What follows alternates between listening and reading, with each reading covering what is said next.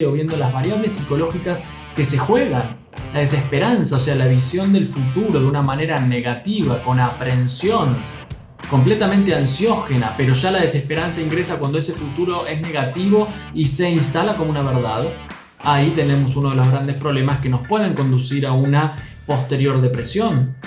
¿Cuántos de ustedes no les pasa que por ahí tienen algún tipo de reunión social en los horarios permitidos y después deviene la preocupación por, con quién he estado, si tuvo algún tipo de síntoma posterior? Entonces uno ya está con el pensamiento obsesivo, ¿no? Laberíntico, que no sale de sí mismo porque el miedo ha sido infundido de tal manera.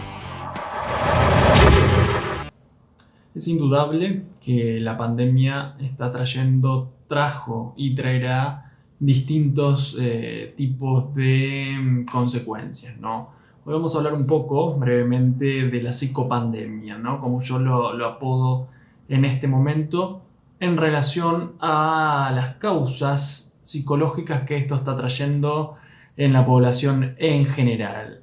Como siempre hago con los videos, intento dar la mayor cantidad de datos posibles para que no estén basadas en meras opiniones, sino que tenga un correlato científico por detrás, un correlato de observación y un correlato de pruebas fácticas, ¿no? Sobre todo cuando el contenido del video así lo permite. Entonces, fuentes como por ejemplo la Organización Mundial de la Salud nos decían que en el año 2015 teníamos aproximadamente un 3,6% de la población mundial con ansiedad, 264 millones, un 15% más que hace 10 años, o sea que en el 2005, con un porcentaje de hombres de un 3,6% y de mujeres de 5,1%. Esto estamos hablando en relación a la ansiedad. Y Argentina se sitúa en una posición dentro de Latinoamérica media con un 6,3%. Y esto es importante, ¿por qué? Porque esta psicopandemia está trayendo sobre todo los más grandes niveles de ansiedad de los últimos tiempos y de depresión también, porque constantemente estamos enfrentándonos a estímulos que son completamente ansiógenos o que nos pueden generar ansiedad, o en su defecto la otra cara de la moneda, que es la depresión. Ansiedad y depresión están muy cerquita en el pasaje del uno al otro.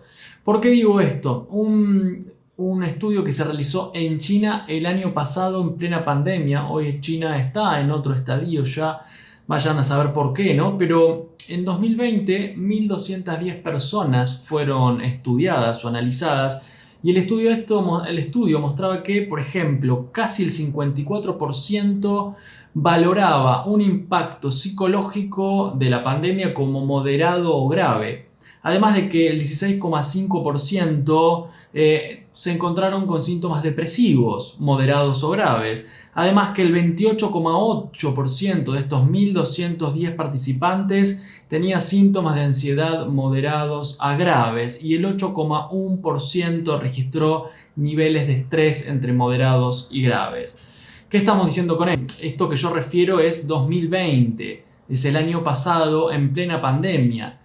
Pero esto continúa. ¿Por qué? Porque hay dos elementos que obviamente desde la psicología política se maneja mucho, que tiene que ver con el miedo y con el entusiasmo, o sea, con la capacidad de inferir en la población a partir de la manipulación psicológica y emocional el miedo. Hay uno de los videos que yo hablo hace tiempo atrás, que lo pueden ver, y la posibilidad de la salida de ese miedo como una motivación para justamente salir de ese espacio donde el miedo me cautivaba. Entonces vamos a bajar un ejemplo muy concreto: el cierre y la posibilidad de la apertura.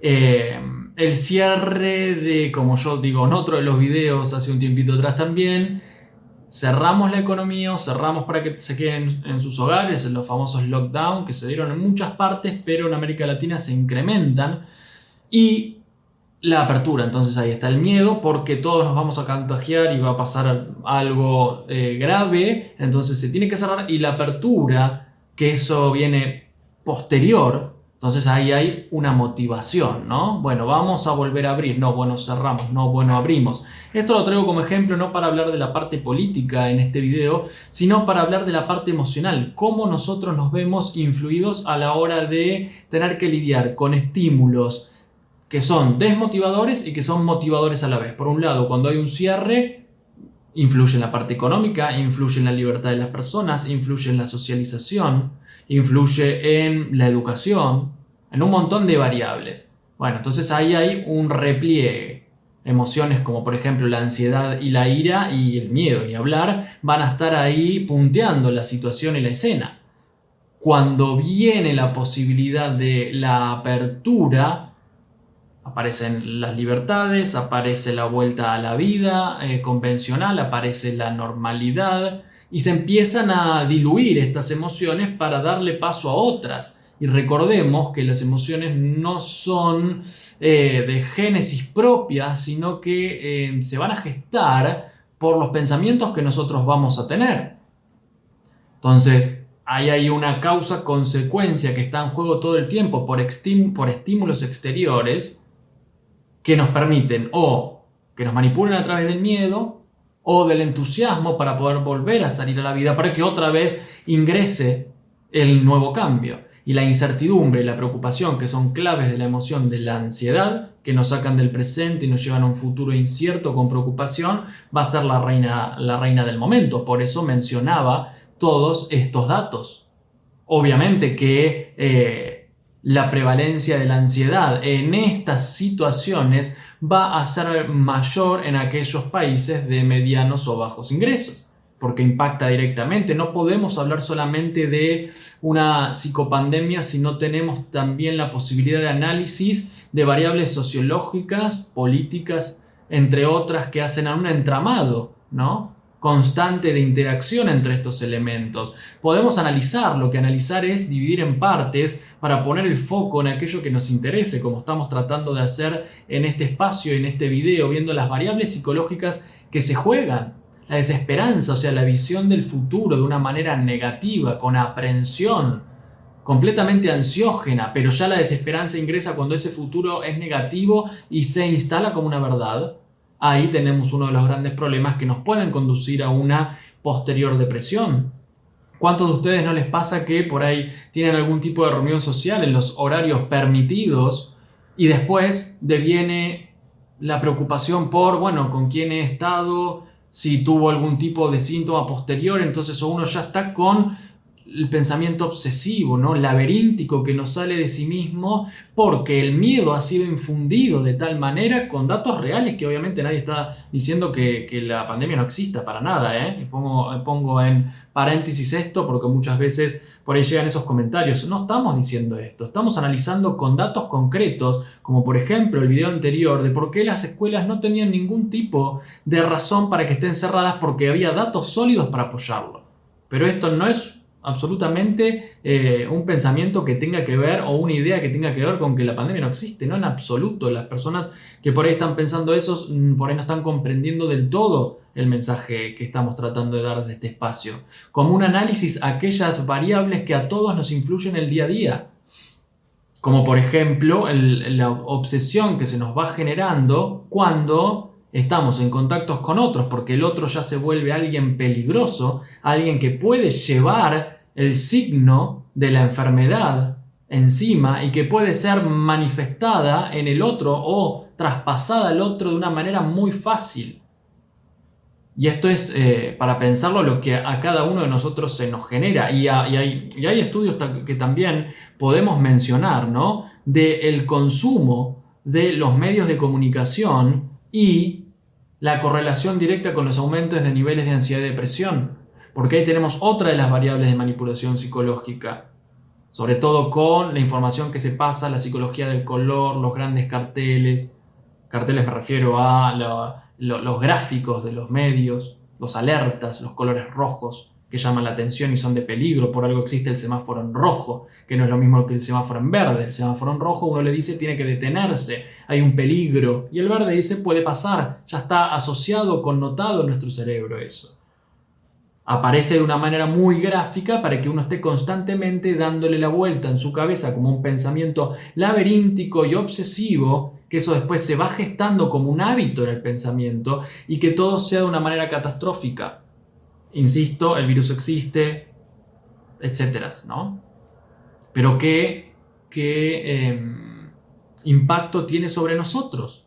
Miedo al futuro, aprehensión, ansiedad, miedo del otro, peligro del otro, el otro como rival, el otro como alguien que puede ser peligroso, el otro como alguien que tengo que poner en evidencia, quizás porque está haciendo un mal en contra mío. Entonces empiezan las divisiones con los demás, ¿no? En vez de la unión, la peligrosidad que este otro significa, el coartamiento de la socialización, el coartamiento de la educación, entre otras cuestiones, pero sobre todo la incertidumbre hace que esta situación se agrave, por un lado con el miedo, por otro lado con el entusiasmo de lo que podrá venir cuando hay otro tipo de medidas, ¿no? La expectativa, por ejemplo, ahora aquí en Argentina, al 30 de abril, que van a ser las próximas decisiones, supuestamente ahí termina esta cuarentena que tiene un horario estricto donde uno puede estar.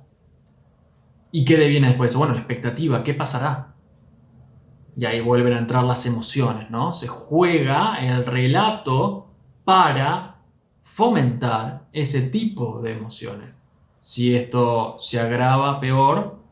Si se levanta totalmente, si sigue igual. Entonces uno también ya se basa en experiencias previas, ¿no? La mente empieza a asociar momentos pasados con el hoy y asocia.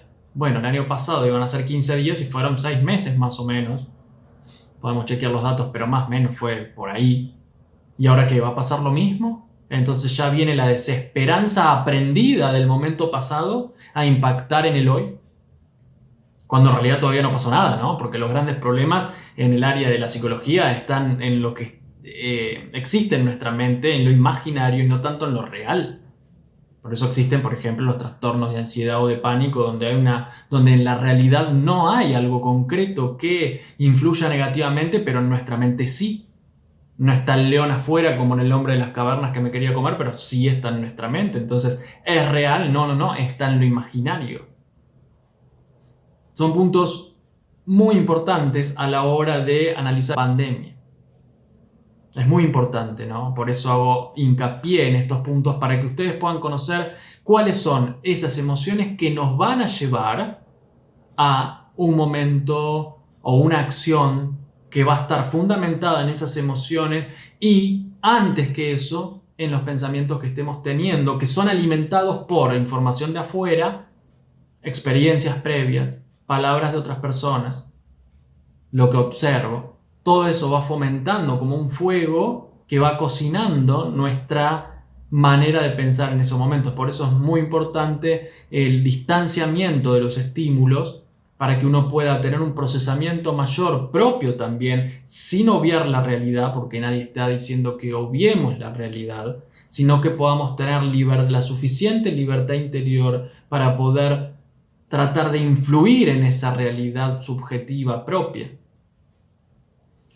Hasta aquí tenemos, ¿no? estos indicadores con los datos correspondientes que pueden ver, que pueden escuchar al inicio de este video, donde todo lo que fui mencionándoles son datos de fuentes oficiales. Y como para agregar un dato más, hasta el año 2015 también, según la Organización Mundial de la Salud, mostraba que un 4,4% de la población mundial sufre de depresión, ¿no?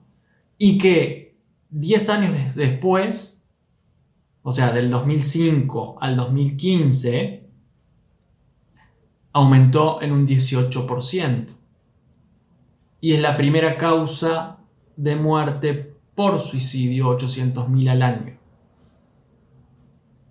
El 10,7% de la población consume tranquilizantes o relajantes o pastillas para dormir. 4,8% antidepresivos. Y un 5,4% va, por ejemplo, el psicólogo, psicoterapeuta o psiquiatra en los últimos 12 meses. Un porcentaje más alto en mujeres que de hombres. Estamos hablando de depresión. con una fecha entre 2005 y 2015, el 4,4% en 2015, y desde 2005 al 2015 aumentó un 10%, el 4,4% es el número final. Todos estos datos son ilustrativos, porque si no, ¿de dónde estamos sacando esto? ¿De dónde lo decimos? Cualquiera puede grabar un video y opinar, sí, obviamente que sí, tenemos libertad. Pues uno elige qué quiere consumir, sí, aquello que tiene una fundamentación, no, bueno, más de información o comentarios, más de la opinión. Puntos para que tengamos en cuenta: la observación de nuestras propias emociones, sobre todo ansiedad, miedo e ira, que están jugándose todo el tiempo. El miedo, por lo que hablamos recién, la ansiedad también, y la ira lo agrego por el hecho de que aparece cuando hay algún tipo de injusticia que yo estoy observando. Entonces aparece la ira o traición, por ejemplo, entre otras cosas, pero en este punto aplica la injusticia, o podría aplicar a alguien que tiene un negocio y se lo cierran y no puede darle de comer a sus hijos. Bueno, puede aplicar la injusticia.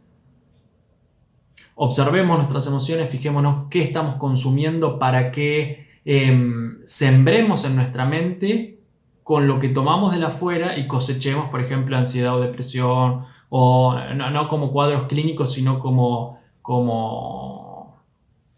más molestia, ¿no? Como síntomas que pueden molestarnos, muchos pensamientos, no salir de casa. No estamos hablando de un cuadro clínico, que sí puede haberlo si son los números que les referí anteriormente.